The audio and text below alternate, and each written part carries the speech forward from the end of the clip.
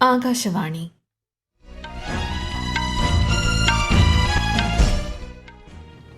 നമസ്കാരം. വാർത്തകൾ വായിക്കുന്നത് ലക്ഷ്മി ശ്രീ വിജയ.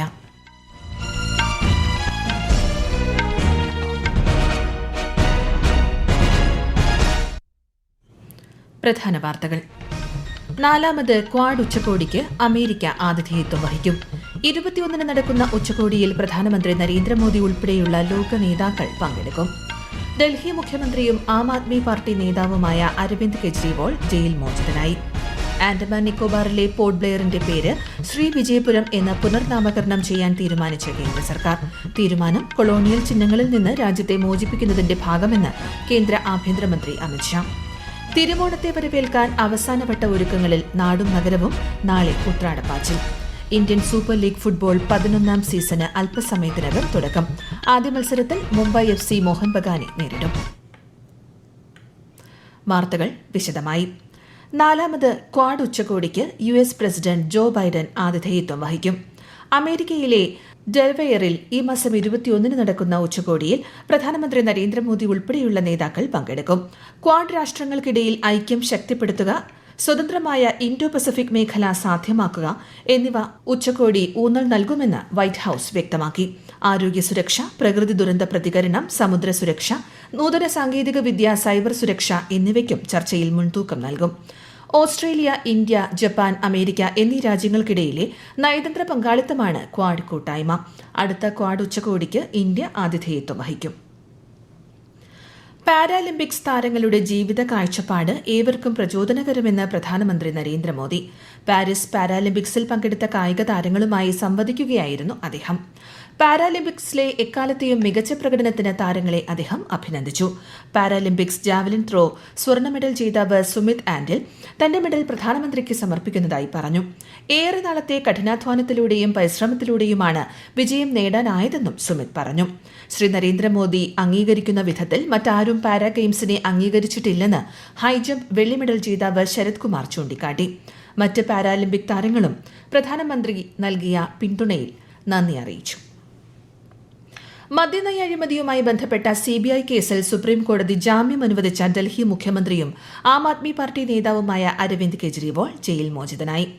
ജസ്റ്റിസ് സൂര്യകാന്ത്, ജസ്റ്റിസ് ഉജ്വൽ ഭുയാൻ എന്നിവരുടെ 2-അംഗ ബെഞ്ചാണ് ജാമ്യം നൽകിയത്.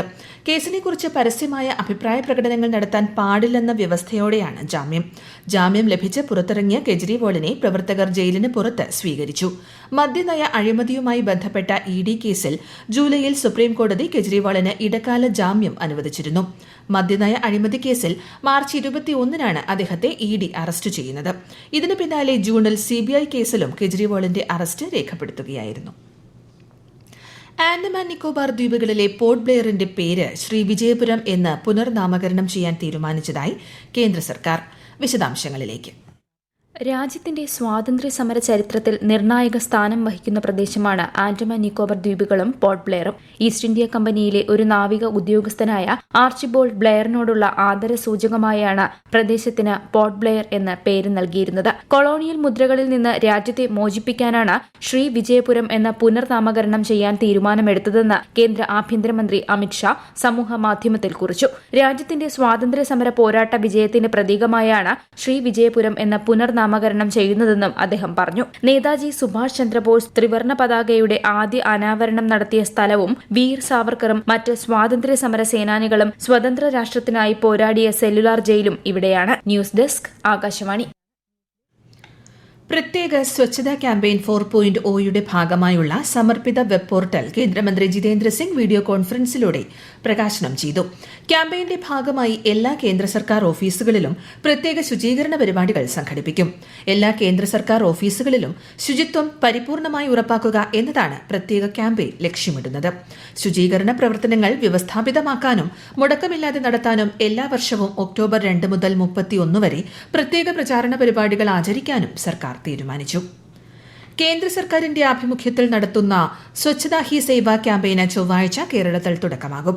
മാലിന്യമുക്ത കേരളം നവകേരളം പരിപാടികളുടെ ഭാഗമായി ശുചിത്വ മിഷൻ, കുടുംബശ്രീ, മേരെ യുവഭാരത്, നെഹ്റു യുവകേന്ദ്ര, നാഷണൽ സർവീസ് സ്കീം, സംസ്ഥാന യുവജന ക്ഷേമ ബോർഡ്, സ്കൌട്ട്സ് ആൻഡ് ഗൈഡ്സ്, സാമൂഹ്യ സന്നദ്ധ സേന എന്നിവ സംയുക്തമായി തദ്ദേശ സ്വയംഭരണ സ്ഥാപനങ്ങളുടെ സഹകരണത്തോടെയായിരിക്കും ശുചീകരണ പ്രവർത്തനങ്ങൾ നടത്തുക.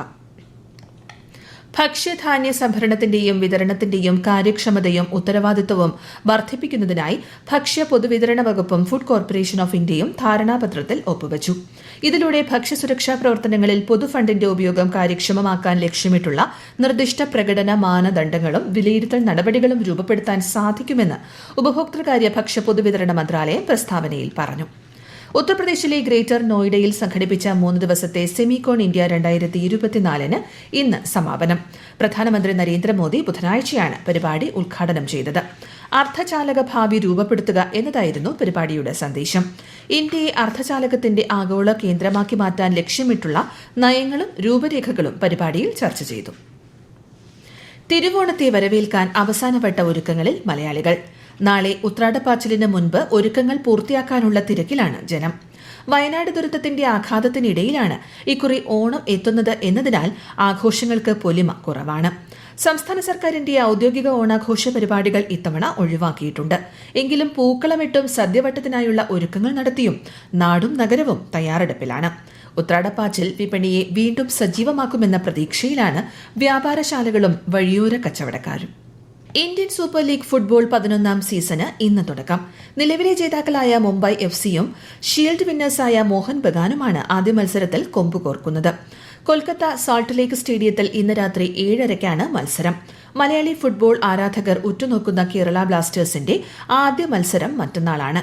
കലൂർ ജവഹർലാൽ നെഹ്റു സ്റ്റേഡിയത്തിൽ രാത്രി 7:30 നടക്കുന്ന മത്സരത്തിൽ പഞ്ചാബ് FC-യാണ് കേരള ബ്ലാസ്റ്റേഴ്സിന്റെ എതിരാളികൾ.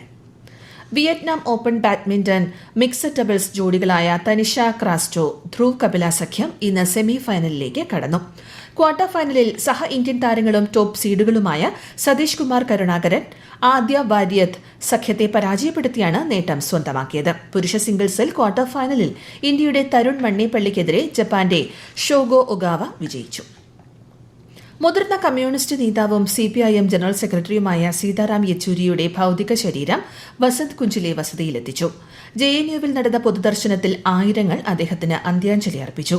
നാളെ AKG ഭവനിലെ പൊതുദർശനത്തിന് ശേഷം ഭൌതിക ശരീരം വൈദ്യശാസ്ത്ര പഠനത്തിനായി Delhi all India institute of medical സയൻസസിന് കൈമാറും. ശ്വാസകോശ അണുബാധയെ തുടർന്ന് ചികിത്സയിലിരിക്കെ ഇന്നലെ വൈകുന്നേരത്തോടെയാണ് അദ്ദേഹം അന്തരിച്ചത്. അതിർത്തിയിലെ സമാധാനാന്തരീക്ഷം നിലനിർത്താനുള്ള ശ്രമങ്ങൾ വേഗത്തിലാക്കാൻ ഇന്ത്യയ്ക്കും ചൈനയ്ക്കുമിടയിൽ ധാരണയായി. ദേശീയ സുരക്ഷാ ഉപദേഷ്ടാവ് അജിത് ഡോവലും Chinese central foreign affairs commission വാങ്ങിയും തമ്മിൽ റഷ്യയിലെ സെന്റ് പീറ്റേഴ്സ്ബർഗിൽ നടന്ന ചർച്ചകളിലാണ് തീരുമാനം. ബ്രിക്സ് ഉന്നതതല ഉദ്യോഗസ്ഥ യോഗത്തോടനുബന്ധിച്ചാണ് ദേശീയ സുരക്ഷാ ഉപദേശകരുടെ പ്രത്യേക യോഗം ചേർന്നത്. ഉഭയകക്ഷി ബന്ധങ്ങൾ സാധാരണ നിലയിലാക്കാൻ അതിർത്തി പ്രദേശങ്ങളിൽ സമാധാനം നിലനിർത്തുന്നതും യഥാർത്ഥ നിയന്ത്രണ രേഖയോടുള്ള ബഹുമാനം കാത്തു സൂക്ഷിക്കുന്നതും അനിവാര്യമാണെന്ന് ദേശീയ സുരക്ഷാ ഉപദേഷ്ടാവ് അജിത് ഡോവൽ അറിയിച്ചു. DRDOയും ഇന്ത്യൻ നാവികസേനയും സംയുക്തമായി വികസിപ്പിച്ചെടുത്ത vertical launch short range surface to air മിസൈലിന്റെ വിജയത്തിൽ അഭിനന്ദനമറിയിച്ച് രാജ്യരക്ഷാമന്ത്രി രാജ്നാഥ് സിംഗ്. പുത്തൻ സാങ്കേതിക വിദ്യകൾ സമന്വയിപ്പിച്ച മിസൈൽ സായുധ സേനകൾക്ക് ഊർജ്ജം പകരുമെന്ന് അദ്ദേഹം പറഞ്ഞു. ഇന്നലെ ഒഡീഷയിൽ ചാന്ദിപൂരിൽ നിന്നായിരുന്നു മിസൈൽ 2ാം തവണയും വിജയകരമായി പരീക്ഷിച്ചത്. ഇന്ത്യയുടെ വടക്കു പടിഞ്ഞാറൻ ഭാഗങ്ങളിൽ ശക്തമായ മഴയ്ക്ക് സാധ്യത. മേഖലയിൽ കേന്ദ്ര കാലാവസ്ഥാ വകുപ്പ് ഓറഞ്ച് മഞ്ഞ ജാഗ്രതാ നിർദ്ദേശം പുറപ്പെടുവിച്ചിട്ടുണ്ട്. ഉത്തരാഖണ്ഡിൽ അതിശക്തമായ മഴയ്ക്ക് സാധ്യതയുള്ളതിനാൽ ചുവപ്പ് ജാഗ്രത പ്രഖ്യാപിച്ചിട്ടുണ്ട്. ഉത്തർപ്രദേശ്, ഹിമാചൽ പ്രദേശ്, ഹരിയാന, ചണ്ഡീഗഡ്, ഡൽഹി, ഉത്തർപ്രദേശ്, രാജസ്ഥാൻ എന്നിവിടങ്ങളിൽ ശക്തമായ മഴയ്ക്ക് സാധ്യതയുണ്ട്. 4ാമത് അഖില ഭാരതീയ രാജ്ഭാഷാ സമ്മേളനം ഡൽഹിയിലെ ഭാരത് മണ്ഡപത്തിൽ നാളെ സംഘടിപ്പിക്കും. കേന്ദ്രമന്ത്രി അമിത്ഷാ ഉദ്ഘാടന ചടങ്ങിനെ അഭിസംബോധന ചെയ്യും. ഹിന്ദി ഔദ്യോഗിക ഭാഷയായി 75 വർഷം പൂർത്തിയാക്കിയതിന്റെ ഭാഗമായിട്ടാണ് സമ്മേളനം സംഘടിപ്പിച്ചിട്ടുള്ളത്. പ്രധാന വാർത്തകൾ വീണ്ടും. 4ാമത് ക്വാഡ് ഉച്ചകോടിക്ക് അമേരിക്ക ആതിഥേയത്വം വഹിക്കും. 21 നടക്കുന്ന ഉച്ചകോടിയിൽ പ്രധാനമന്ത്രി നരേന്ദ്രമോദി ഉൾപ്പെടെയുള്ള ലോക നേതാക്കൾ പങ്കെടുക്കും. ഡൽഹി മുഖ്യമന്ത്രിയും ആം ആദ്മി പാർട്ടി നേതാവുമായ അരവിന്ദ് കെജ്രിവാൾ ജയിൽ മോചിതനായി. ആൻഡമാൻ നിക്കോബാറിലെ പോർട്ട് ബ്ലെയറിന്റെ പേര് ശ്രീ വിജയപുരം എന്ന് പുനർനാമകരണം ചെയ്യാൻ തീരുമാനിച്ച് കേന്ദ്ര സർക്കാർ. തീരുമാനം കൊളോണിയൽ ചിഹ്നങ്ങളിൽ നിന്ന് രാജ്യത്തെ മോചിപ്പിക്കുന്നതിന്റെ ഭാഗമെന്ന് കേന്ദ്ര ആഭ്യന്തരമന്ത്രി അമിത്ഷാ. തിരുവോണത്തെ വരവേൽക്കാൻ അവസാനവട്ട ഒരുക്കങ്ങളിൽ നാടും നഗരവും. നാളെ ഉത്രാടപ്പാച്ചിൽ. ഇന്ത്യൻ സൂപ്പർ ലീഗ് ഫുട്ബോൾ 11ാം സീസണ് തുടക്കം. ആദ്യ മത്സരത്തിൽ മുംബൈ FC മോഹൻ ബഗാനെ നേരിടുന്നു. വാർത്തകൾ കഴിഞ്ഞു. അടുത്ത വാർത്താ പ്രക്ഷേപണം 8:35.